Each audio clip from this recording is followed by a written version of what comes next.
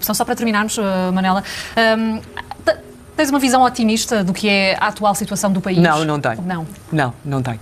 Acho que não tenho mesmo nada. Eu continuo a reforçar isto. Não tenho. Enquanto as coisas não mudarem, enquanto não houver uma fiscalização, mas é uma fiscalização de todos, enquanto não houver uma outra mentalidade, enquanto não houver esta banalização de encolher os ombros, já é costume, enquanto não houver mas é de todos, é da opinião pública, é da comunicação social, é os organismos que fiscalizam, de facto, e as entidades fiscalizarem à séria. Enquanto não houver um sistema eleitoral e um sistema político que, de facto, responda perante os cidadãos, a coisa não vai funcionar. Caríssimos amigos, bem-vindos ao nosso canal.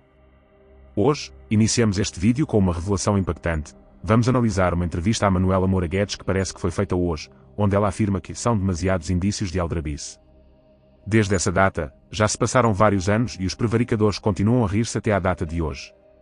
Preparem-se para uma análise imparcial, analítica e construtiva dos esquemas e abusos de poder que têm marcado o Ministério Público em Portugal, sempre fundamentada em fontes e evidências. Iniciamos a nossa análise no contexto dos escândalos que abalaram a opinião pública, desde os primeiros sinais de controle mediático e manipulação política que emergiram nos anos antecedentes à consolidação deste poder.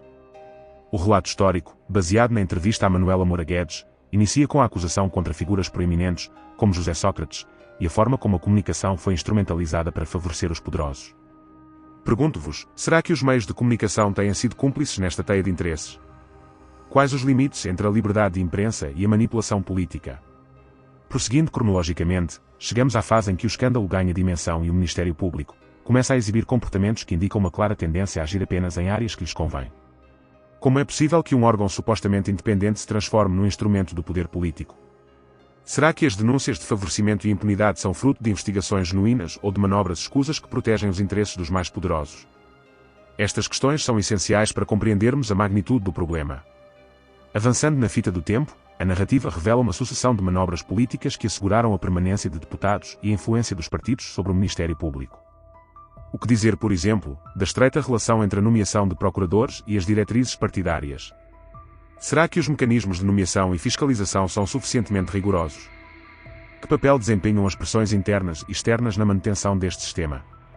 A continuidade das intervenções do Ministério Público, que frequentemente parecem calibradas para atender interesses específicos, mostra que o órgão se comporta como um verdadeiro braço armado do sistema político. Porque mesmo com evidências robustas de corrupção e abuso de poder, a sua atuação se limita a determinados casos enquanto os mais sensíveis permanecem intocados. Onde está a imparcialidade que se espera de um órgão de justiça? No decorrer da investigação, surgem provas e indícios que apontam para uma prática de favorecimento sistemático. Documentos e depoimentos sugerem que as investigações são seletivas e que o Ministério Público opera ao sabor dos poderosos. Será que o orgulho institucional e a vontade de manter privilégios se sobrepõem à necessidade de uma justiça equitativa? A falta de transparência e a ausência de escrutínio externo reforçam a imagem de um órgão que já perdeu a sua missão primordial de proteger os cidadãos. Ao analisarmos os momentos em que se deflagrou a caça ao homem, conforme descrito na entrevista de Manuela Moura Guedes, nota-se que os meios de comunicação foram utilizados para construir cenários de perseguição e humilhação pública. Não se trata apenas de uma crítica à narrativa mediática, mas de uma investigação dos mecanismos que permitiram a instrumentalização da justiça em benefício de interesses políticos. Pergunto, qual o preço a pagar quando a verdade se torna refém de interesses escusos?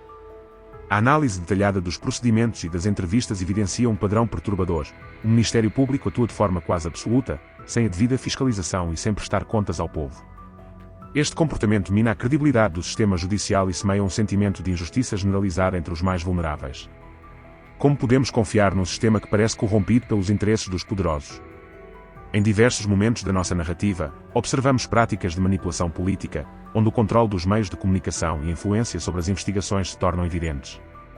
Este fenómeno é alarmante. Como é que o Ministério Público, suposto guardião da justiça, se transforma num instrumento que favorece os poderosos, ignorando os apelos dos cidadãos mais desfavorecidos? Seguindo os factos expostos, questionamos a própria estrutura do Ministério Público. Se o órgão é nomeado e protegido pelos seus pares, sem mecanismos eficazes de controle externo, estaremos a presenciar o nascimento de uma máquina política autossustentável, onde a verdade e a justiça ficam subjugadas aos interesses dos detentores do poder. Quais os riscos de perpetuar um sistema em que a crítica e a investigação independente são sistematicamente abafadas? Ao relembrarmos momentos em que as evidências mais contundentes foram encobertas ou manipuladas, torna-se imperativo questionar: Até que ponto a justiça tem servido de escudo para os poderosos? Quase 9 anos depois de ter sido afastada do jornal que apresentava na TVI, Manuela Moura Guedes está esta noite na SIC Notícias para comentar a acusação a José Sócrates. Boa noite, Manuela. Bem-vinda. Já vamos à conversa. Manuela, boa noite. Já lá vamos. Vamos recordar primeiro o escândalo que abalou na altura a opinião pública e também as suspeitas que já na altura recaíam sobre o Primeiro-Ministro. Vamos recordar esses momentos.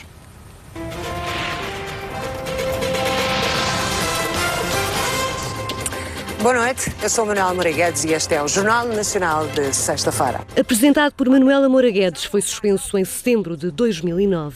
A continuação do formato não sobreviveu ao verão. Nas vésperas da reentrée, a Prisa, na altura dona da TVI, impediu que a promoção ao jornal fosse emitida. Vocês não veem o telejornal da TVI à sexta-feira? Um fenómeno, de facto. Nada de alterar linhas editoriais. O spot resumia as muitas semanas em que a equipa de investigação da TVI deu destaque a Sócrates, ao caso Freeport e a outros assuntos até relacionados com a campanha que não agradaram ao então Primeiro-Ministro. Há uns anos, os olhos castanhos de Sócrates passaram a azuis num cartaz do próprio PS, mas Sócrates acha, provavelmente, que mudar de olhos é muito menos grave do que mudar de nariz. Acham que aquilo é um telejornal? Aquilo não é telejornal, aquilo é uma caça ao homem. Aquilo é um telejornal travestido. 5 meses depois da entrevista à RTP e a 3 semanas das eleições que deram o segundo mandato a José Sócrates, Manuela Moura Guedes já não deu a cara pelo jornal líder de audiências. Na calha, contou, estavam mais peças sobre o Freeport, o processo relacionado com o licenciamento do outlet de Alcochete, quando Sócrates foi Ministro do Ambiente. Aquilo é um espaço noticioso que tem como único objetivo o ataque pessoal, feito de ódio e de perseguição pessoal. Acham que uma estação comercial com um jornal que mais audiência fazia acaba assim, sem mais nem menos? O que é que a Manuela Moura Guedes espera? Que quer como na acontece agora? Faça justiça.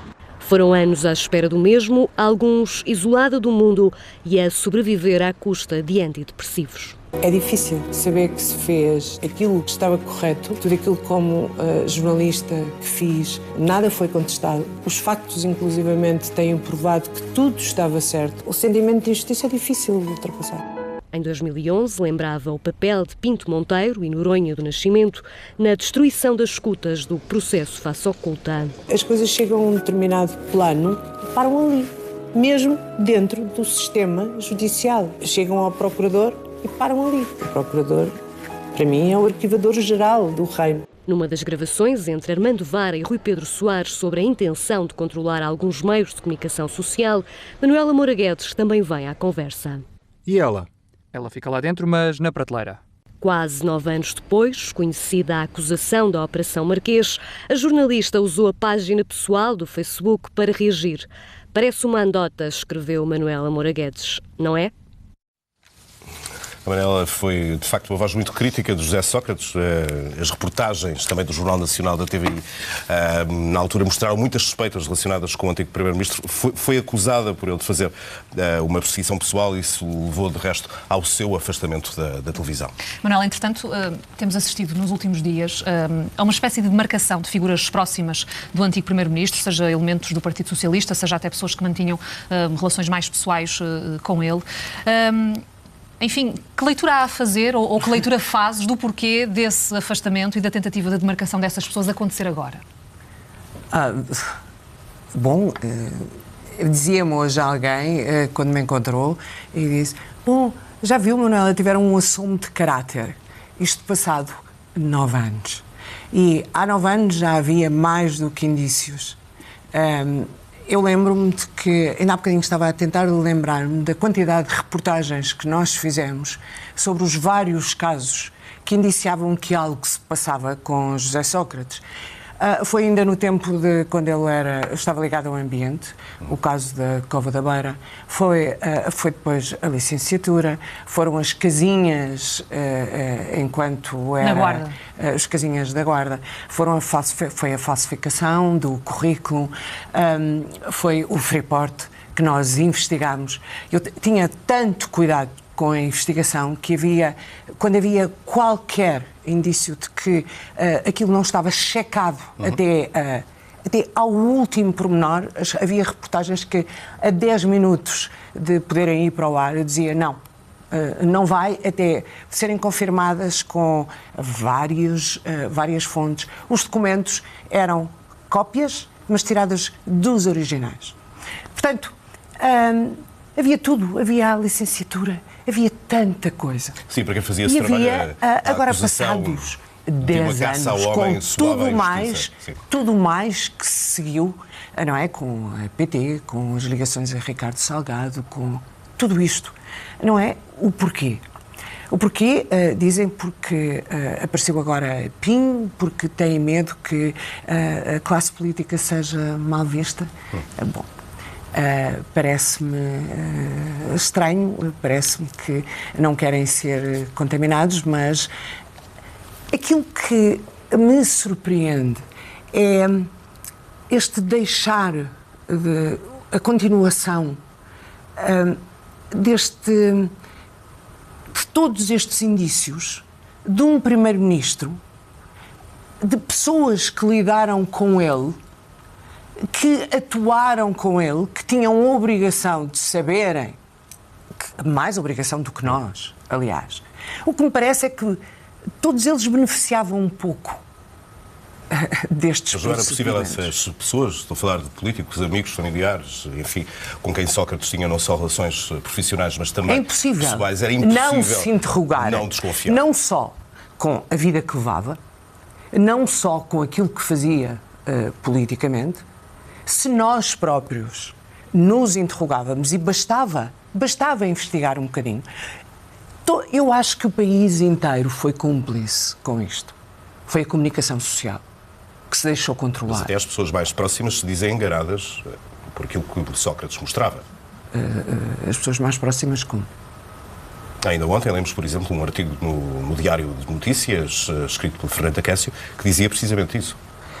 Fernanda Cássio pode dizer-se enganada, mas eu jamais contrataria uma jornalista que não consegue perceber todos aqueles indícios, quando ainda por cima vive uma relação próxima com alguém que paga dinheiro, tem uma vida muito acima das suas possibilidades. Nós sabemos qual é o ordenado de um político. Mas ele próprio queria fazer notar, ou fazia notar, que era um homem de posses, que tinha heranças familiares. Nós investigámos a herança.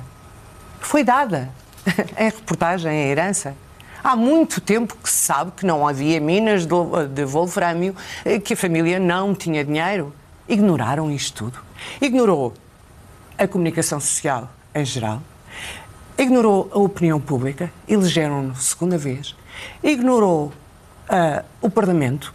O Parlamento fez ouvidos, orelhas moucas, ficou cego. Mas em relação às pessoas mais grave próximas, do que a corrupção. não foi, na tua opinião, Manuela, só uma questão de manipulação? De quem? De José Sócrates sobre as pessoas que lhe estavam mais próximas. Mas é possível manipular a este ponto sem que as pessoas se interroguem? A licenciatura? São demasiados casos, são demasiadas coisas, são demasiadas aldrabices ou indícios de aldrabices para que alguém não se interrogue. Não haverá aqui qualquer coisa? Nós apresentávamos documentos. Nós tivemos uma gravação que estava no processo de alguém a dizer que o primeiro-ministro era corrupto. E o que é que acontecia quando essa informação vinha cá para fora? Que seguimento é que ela depois tinha? Nenhum. Muito mais grave. É porque aqui é que está o problema. Discute-se agora a corrupção de Sócrates, mas não se discute o essencial. É que o regime esteve em perigo. A subversão de tudo aquilo que é essencial no regime democrático esteve, de facto, em perigo. José Sócrates, com a ajuda de várias pessoas e com a cumplicidade de muitas mais, conseguiu controlar aquilo que é essencial na democracia. Antes de mais nada, a justiça. Como nós sabemos, é indicado, o Procurador-Geral da República é indicado pelo Primeiro-Ministro, Pinto Monteiro. E depois é nomeado pelo Presidente da República, mas é indicado pelo Primeiro-Ministro. Indicou Pinto Monteiro, que tudo fez para abafar tudo o que fosse casos complicados de José Sócrates. Ele e Cândida de Almeida, que estava noticiado, com a ajuda de quem estava a investigar em Setúbal. no caso Freeport, a inspetora Alice. Estava o esquema todo montado na Justiça. Nós apresentávamos as coisas que estavam no processo e vinha o procurador e logo a seguir a procuradora Cândida Almeida dizer nada. Ele não foi arguido, ele não foi ouvido como testemunha e depois querem... Ainda assim, houve provas reveladas pelas reportagens da TVI que chegaram a ser consideradas. Sim, mas querem a coisa mais evidente do que chegar ao fim e haver 27 perguntas por 2 procuradores, em que foram completamente maniatados pelos seus superiores. Portanto, houve o controle da Justiça. Com todos, depois com a face oculta, com os despachos do Alto Tâmega, em que vieram para o Procurador-Geral da República, com as escutas, com a tentativa de compra da TVI para abafar aquilo que era incómodo na comunicação social, em que as escutas foram anuladas, foram apagadas. A Justiça, o sistema financeiro, com o amigo Vara, no BCP, na Caixa Geral de Depósitos, o sistema, o meio empresarial, como nós sabemos, não é? A PT, a Ricardo Salgado. E também a comunicação social. E a comunicação acabou social. Por, enfim, de alguma forma, coagir a TVI. O que não TVI, estava controlado era saída. abafado. Eu não estava sozinha. Houve vários meios de comunicação social que tentaram fazer alguma coisa. Eu tinha uma equipa muito boa a trabalhar comigo. Mas nós éramos os mais visíveis. Porque era uma televisão, porque se multiplica por muito mais gente e porque o caso foi... Porque eu fui anulada, eu fui reformada há 9 anos. Isto é que é grave. Muito mais do que a corrupção. A corrupção houve, haverá, há lá fora e tem que haver meios que combatam a corrupção. Agora, o que é assustador é este controle de tudo e ninguém discutir isto. É também assustador que ninguém... para mim foi assustador, principalmente, que tivessem calado um jornal por uma administração e que ninguém tenha feito nada. Que o Parlamento não se tivesse insurgido. Que podiam embirrar comigo, podiam não gostar do estilo. Mas no branco, Manuela Moura Guedes, o jornal vai acabar por indicação do Primeiro-Ministro. O jornal só podia acabar por indicação do Primeiro-Ministro. Qual é a televisão privada que tem um jornal líder da audiência, que tinha publicidade... Mas à altura isso foi-lhe dito assim, claramente? Foi-me dito pelo administrador português. O que é foi-me exatamente, dito Manuel? no dia anterior a ele acabar, Bernardo Bairrão. Foi-me dito porque a promoção nunca mais ia para o ar e eu fui perguntar porquê que a promoção não vai para o ar. E então... estive com o administrador e com o diretor de informação na altura, que era o João Maia Abreu, e foi-me dito que não pode ser porque os espanhóis não deixam. Os espanhóis querem acabar com o jornal, vão neste momento para Nova Iorque, eu ainda vou fazer uma tentativa. O quê? E por cima, como é que é possível? Porque Sócrates, José Sócrates, tem estado a fazer pressão sobre eles e tem sido diretamente com a Espanha. Eu disse, mas não há nada a fazer, eu ainda vou tentar, etc. Ele próprio disse que tudo isto hoje, para mim, é curioso, não é? Na altura foi dramático e durante algum tempo foi muito dramático. Hoje é curioso porque ele disse-me, têm noção, entre nós três, que vamos ter que nos demitir. Eu e o João demitimos-nos, não é? Ele ficou lá. Portanto, é estranho, e é esta banalidade de comportamento durante 9 anos, a aceitação por parte do país, acaba por ser por parte do país, que é assustadora. É esta não discussão de como é que isto pôde acontecer, de como é que nós estivemos à beira da liberdade, do regime democrático estar a ser completamente subvertido. Não se discutir isto, não arranjar meio. Discussão até agora, porque ao mesmo tempo que se discute os casos Sócrates e os casos Pinhos, relembra-se o que ficou para trás precisamente antes de 2009. O Partido Socialista agora tem medo provavelmente, de que a coisa rebente depois de vocês terem passado os interrogatórios de Sócrates, de que até às eleições a coisa seja cada vez mais... Acha que foi isso em concreto que determinou aqui esta quebra do silêncio? O Manuel Pinho, o ministro, serviu um pouco de o fósforo que ateia a coisa. Só posso explicar assim, porque mais nada surgiu, não é? O que é que surgiu de novo? Nada surgiu de novo. Embora todos eles, quase todos, estavam no governo. Todos eles beneficiaram de todos estes comportamentos. Eu estava a ver há bocadinho a notícia sobre as parcerias público-privadas. Se houve coisa em que nós batalhámos, foi nas PPPs. Nós demos notícias do descalabro que aquilo era para o país. O que nós íamos pagar. Há pouco falou da, enfim, interferência da justiça em muitas das coisas que iam para o ar na TVI. Enfim, no fundo, o que disse é que a justiça na altura estava controlada pelo poder completamente controlada.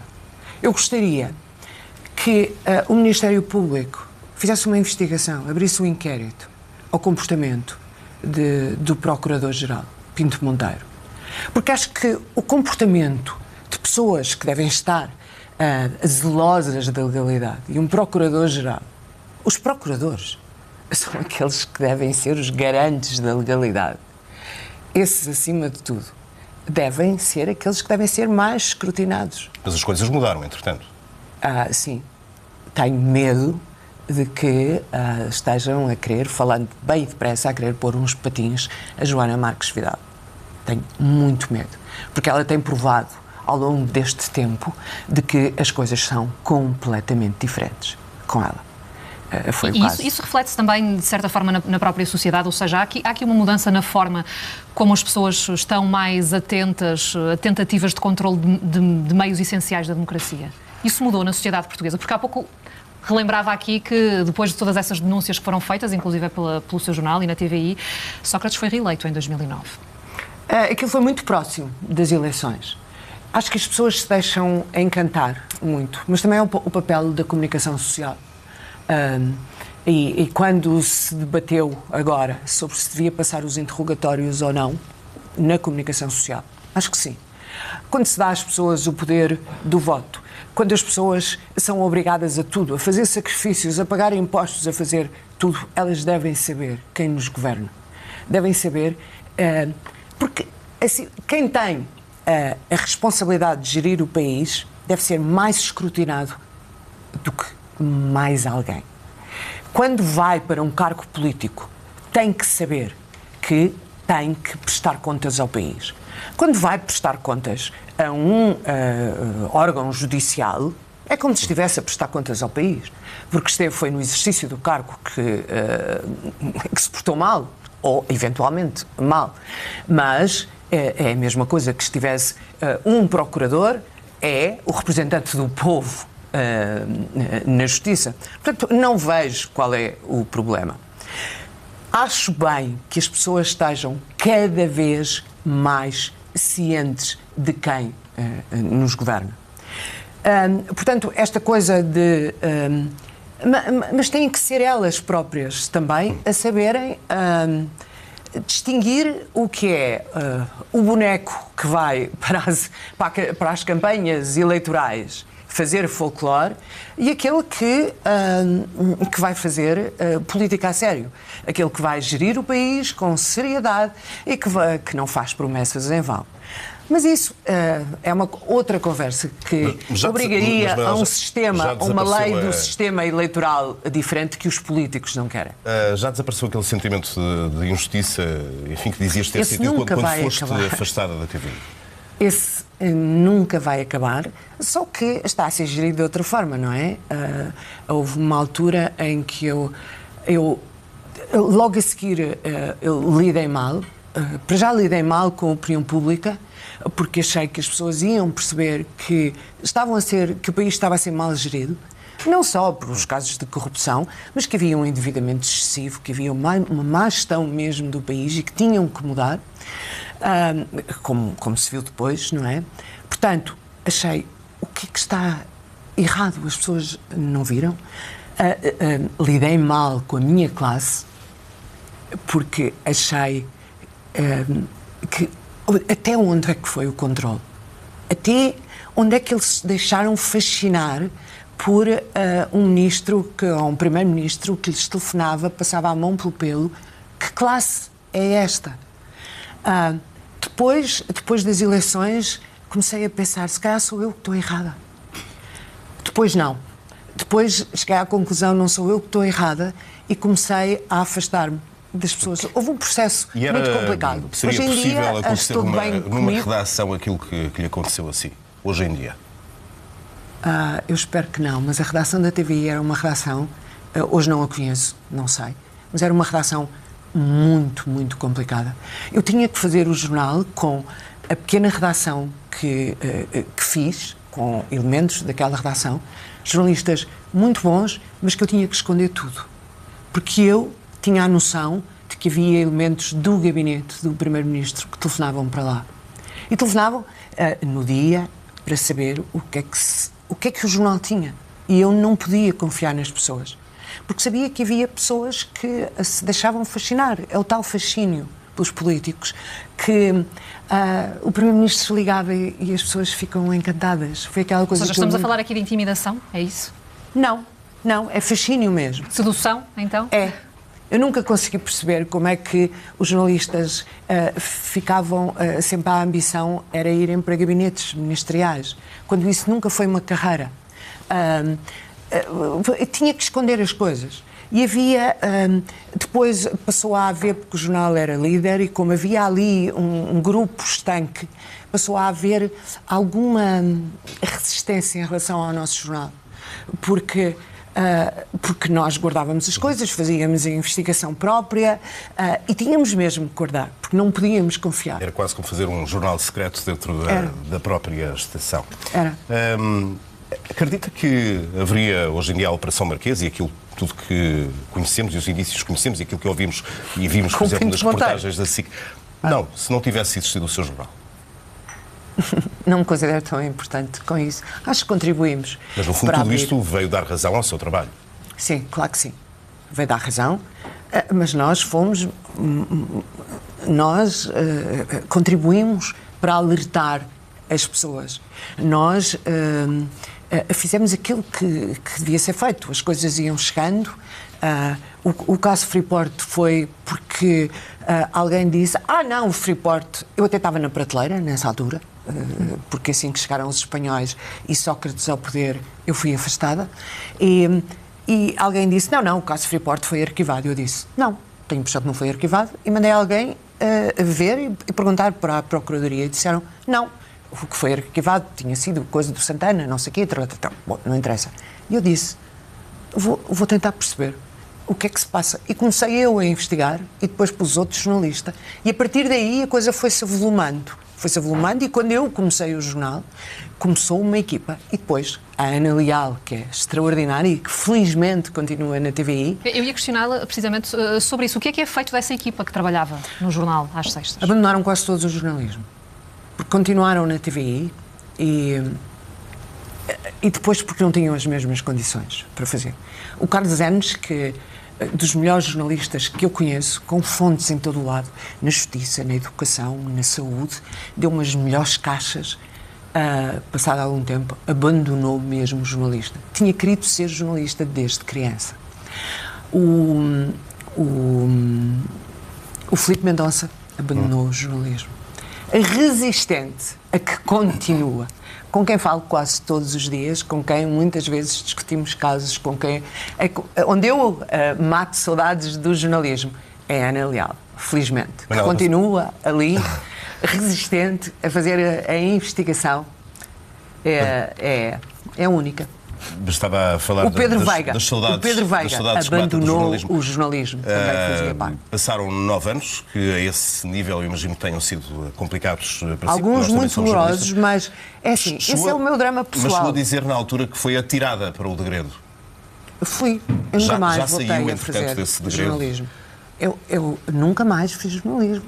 Nunca mais. Eu fiquei assim como que uma coisa à parte no qual não se toca. Eu não posso fazer jornalismo, que é uma coisa extraordinária. Porque mas queria voltar a fazer jornalismo? Não, já não. Mas não porque acha que não vale a pena? Não, porque só naquelas condições. Só naquelas condições. Ou seja, jornalismo de investigação. Jornalismo de investigação e a poder fazer as coisas sem quaisquer entraves. E isso não é possível hoje em dia? Não acha que eu duvido mudou? Muito. Eu duvido muito. Eu beneficiei de um conjunto de circunstâncias, para já de ter estado 3 anos afastada, em que causou ali, por parte até do diretor-geral, que ficou, porque é jornalista, e levou muito a peito aquilo, porque eu afastei-me antes que houvesse problemas, porque eu sei que ele se ia admitir, se me afastassem mesmo. Eu tive a percepção de que me iam afastar e, portanto, afastei-me, porque era a empresa toda que nós estávamos em processo, tínhamos recuperado, estávamos bem, e se me retirassem do ar havia problemas.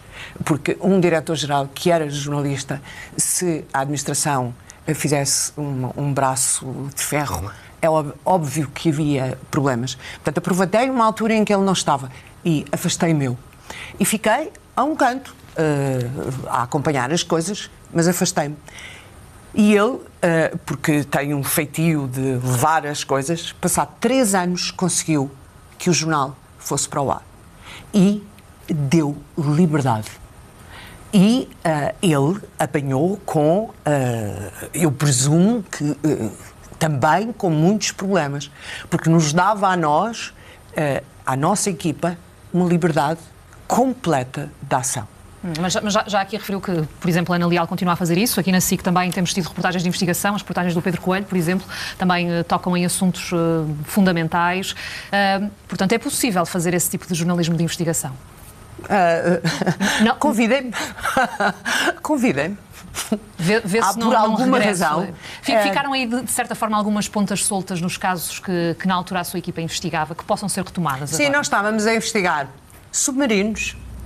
Nós estávamos... É que o que é engraçado é que, entretanto, é que é toda a classe política. Quando eu digo que a banalidade deste comportamento, há uma banalidade deste comportamento, estende-se. Não é só ao PS. Não é só ao PS, é a todos os partidos políticos, porque não houve um que levantasse a voz. Não houve um. Porque depois há um que se lembra. Temos aquele caso dos submarinos e do Portugália. Nós tratámos do Portugália, estávamos a tratar dos submarinos. Há outro que se lembra do BPN, que nós também tratámos, mas havia muito mais para tratar. Que se lembra dos relvas variados. Há tudo isto. Depois há os outros que se lembram dos financiamentos dos partidos e das autarquias, que depois há uns empresários e de umas coisas. E depois, o que é incómodo, mais vale. Mas esses assuntos seriam ainda hoje em dia todos atuais. O que eu queria perguntar é se, daquilo que vê, daquilo que vai sabendo, também se acha que o país ainda é um terreno fértil para um jornal nacional como aquele que apresentava. Então não é? Meu Deus do céu, cada vez mais. Mas confesso que a grande parte dos jornais que eu vejo à hora de prime time são ocupados com gordos, dietas, roteiros gastronómicos ou então a agenda do dia, que é igual para todos. Confesso que atualmente os jornais à hora é isto. Então o que é que falha, na sua opinião? Falha. Eu sei que a agenda há muita que se pode fazer, mas há muita que se pode deitar fora. Muita. Eu deitava quase tudo fora. E depois há tanta coisa para investigar e não dá muito trabalho. Porque basta levantar uma ponta e há tanta gente disposta a falar, a mostrar documentos. Agora, tem que ser coisas fiáveis. As fake news não dá, não é? Desde que haja documentação, desde que haja pessoas credíveis a quererem. Porque quando um jornalista mostra que está disposto a mostrar a realidade, a falar a verdade, chovem coisas e cada vez vão chover. Mas para isso é preciso também ter as redações com gente para fazer esse trabalho? Trabalhava com muito pouca gente. Eu trabalhava com muito pouca gente. E tínhamos um esquema de trabalho facílimo, que era à segunda-feira, e era um esquema muito democrático, que era à segunda-feira reuníamos, e era muito divertido nessa altura, porque era: meninos, o que é que acham disto? Eles discutiam comigo, eu discutia com eles e chegávamos a uma conclusão que era: então vamos tratar isto, aquilo e aquilo outro. E depois, à quarta-feira, eles faziam os horários que eles queriam, desde que à sexta-feira apresentassem resultados. À quarta-feira, eu sabia as fontes de toda a gente. Ninguém sabia as fontes uns dos outros, claro. Agora, à quarta-feira, diziam-me o que é que estava em andamento, o que é que podia dar ou não, e à quarta-feira, então, mudávamos de agulha. Pedíamos, então, faz-se outra peça. À sexta-feira, então, era quando se podia apanhar a agenda do dia, e era quando eu aproveitava para apanhar os ministros e as pessoas do governo que nunca falaram para aquele jornal. Nós fazíamos até uma contabilidade de: o ministro X, já o convidámos 10 vezes recusou. O primeiro-ministro, então, claro. O ministro não sei quantos, o Santos Silva, lembro perfeitamente. Nós chegávamos a dizer: estou em Coimbra, dizia ele. Nós metemos meios direto. Não posso a essa hora. Então nós gravamos. Nunca. Nunca se podia. Mas chegavam desmentidos também, ou era só indisponibilidade? Nunca. Nunca houve um desmentido. Nunca houve um pedido de direito de resposta, nunca houve um processo. Aquilo que houve foi, no Congresso do PS, começou a campanha, que agora já conhecem qual é, não é? Na altura era inédita, que era uma perseguição pessoal, calúnias. Agora conhecem que sempre que se diz qualquer coisa que não agrade ao ex-primeiro-ministro, o que é que ele diz? É sempre, não é? Que é uma perseguição pessoal, são calúnias.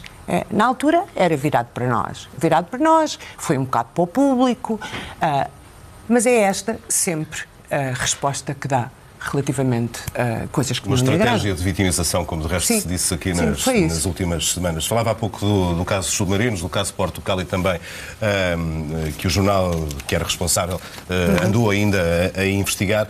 Falou também da eventual responsabilidade de políticos, não só do PS, mas também do PSD e de outros partidos, do chamado arco da governação em todos estes casos, e da necessidade de uma reforma. Considera que estes políticos que nós temos, eles estão interessados, verdadeiramente interessados, em reformar o seu próprio sistema? Não. Senão já o teriam feito, não é? Este sistema eleitoral está gasto. Já provou que não traz confiança. Cada vez há mais abstenção. Cada vez as pessoas se afastam mais dos políticos. Porquê? Porque os políticos respondem aos partidos. Os políticos não são responsabilidades. Bom, eu estive na Assembleia. É verdade, foi deputada do CDS. Eu fui deputada. Era deputada independente. Pus como condição ter plena liberdade do meu voto, tanto que eu era deputada independente pelo CDS-PP, e houve uma vez que votei sozinha com o PCP. Confesso que foi complicado, mas disse ao grupo parlamentar que tinha que votar em consciência com o PCP. Mas eu estive lá dentro.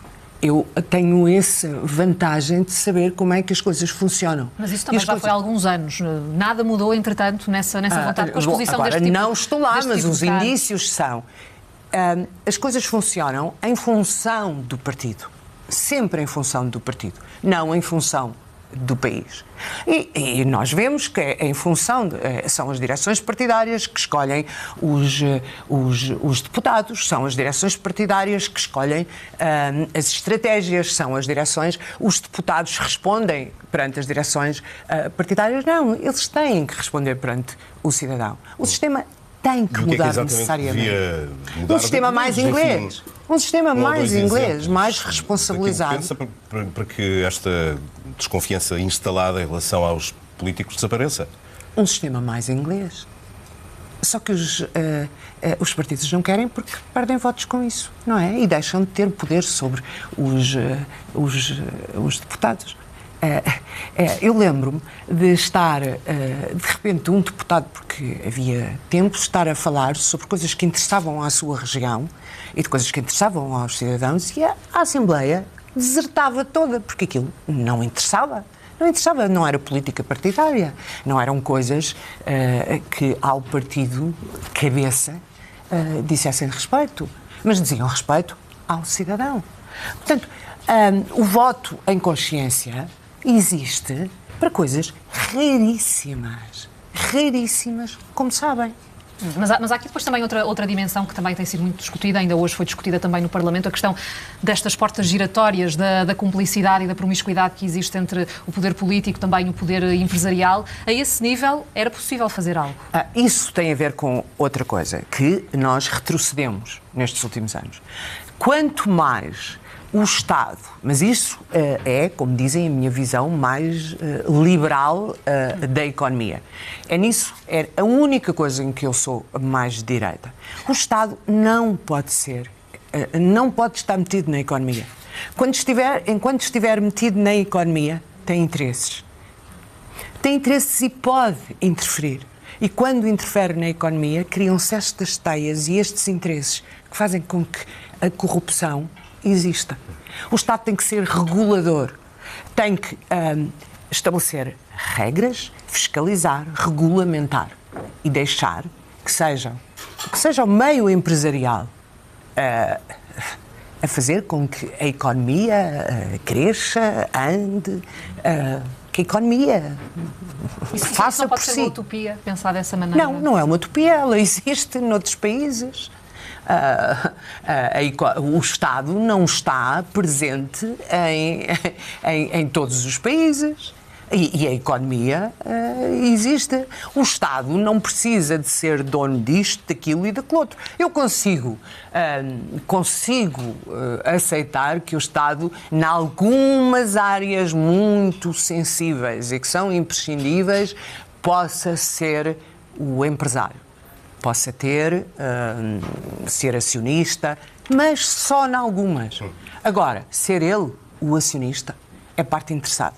Passa a ter os amiguinhos que vão para lá, os compadres, depois gera-se a tal teia de interesses que depois dá nisto. Mas às vezes não precisa de ser acionista, como se explica, por exemplo, as suspeitas que têm surgido em relação ao ex-ministro da Economia, Manuel Pinho, que, de acordo com as investigações feitas não só pelo Ministério Público, mas também investigações jornalísticas, o Panama Papers, percebeu-se que todos os meses, numa série de contas, recebia dinheiro diretamente do Grupo Espírito Santo.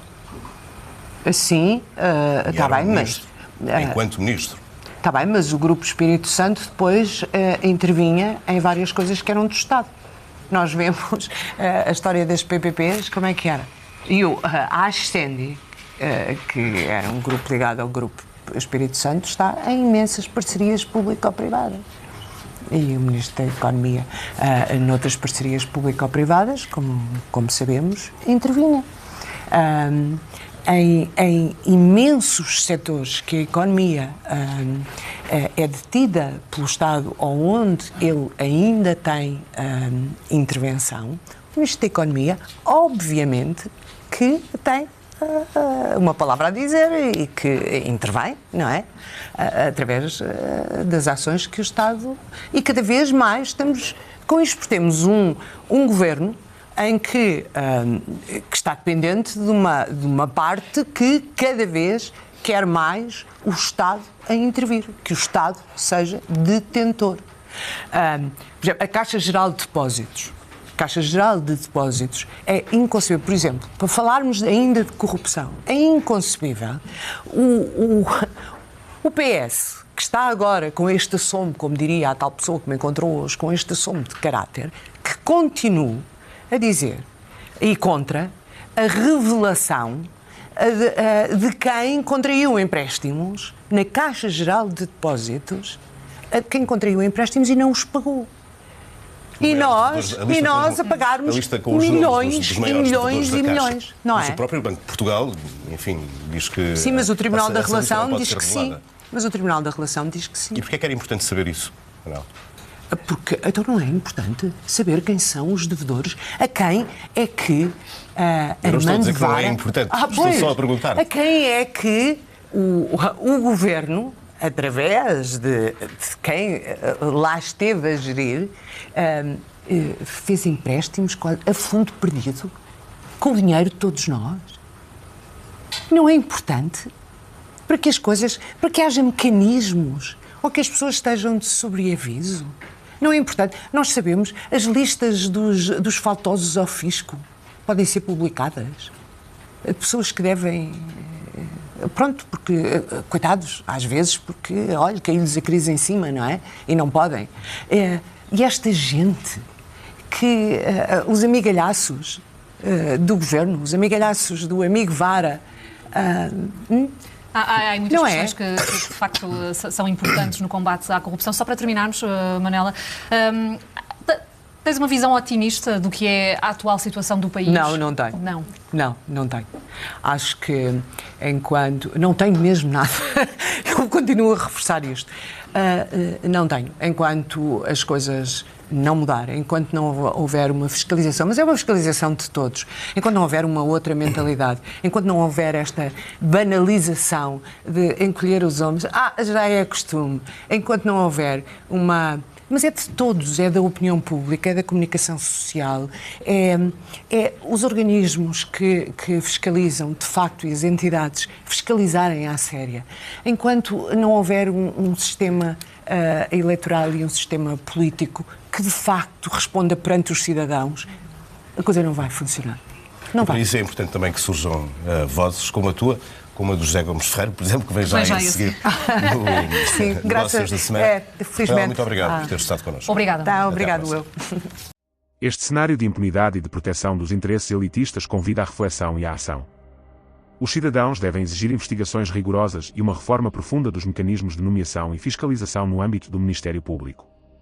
Apesar de todas as evidências de manipulação e favorecimento, os canais de comunicação e as instituições democráticas ainda permitem uma intervenção cidadã e uma revisão crítica dos processos judiciais. Contudo, a inércia e o medo de retaliação perpetuam este ciclo perverso. Quando é que a sociedade se levantará para exigir uma mudança real, transparente e justa? Durante a investigação, também criticamos os jogos políticos que visam perpetuar a permanência de deputados no poleiro. Este fenómeno, longe de ser uma exceção, revela uma estrutura profundamente enraizada na cultura política portuguesa, onde os interesses pessoais e partidários se sobrepõem à função de representar o povo. Como podem os cidadãos ser ouvidos num sistema onde o poder parece hereditário e imune ao escrutínio público? É imprescindível questionar a essência do Ministério Público, um órgão que, em vez de ser o guardião da justiça, mostra-se como um instrumento de opressão e manutenção dos privilégios dos poderosos. A cada nova denúncia e investigação seletiva, perguntamos, será que alguma vez haverá uma reviravolta que devolva ao Ministério Público os seus princípios fundamentais de imparcialidade e serviço à sociedade? Para concluir, recapitulemos os pontos mais importantes da nossa análise: manipulação dos meios de comunicação, atuação seletiva do Ministério Público, nomeações e pressões políticas, impunidade e falta de transparência, impacto desastroso na sociedade. Cada um destes pontos levanta questões fundamentais. Será que assistimos ao colapso da justiça em prol dos interesses elitistas? Como exigir maior transparência e responsabilidade num sistema que funciona para os poderosos? E, sobretudo, quando é que a sociedade se mobilizará para mudar esta realidade? Este foi o nosso relato crítico e investigativo, fundamentado em rigor e evidências extraídas de diversas fontes. A luta pela justiça e transparência continua, e a responsabilidade é de cada um de nós. Concluímos este vídeo com um chamado à reflexão e à ação. É imperativo que cada cidadão se informe, questione e exija a verdadeira justiça, aquela que não se curva aos interesses dos poderosos, mas que defende os direitos e a dignidade de todos. Se gostou deste vídeo, partilhe-o, deixe o seu like e ative o sininho para não perder nenhuma atualização.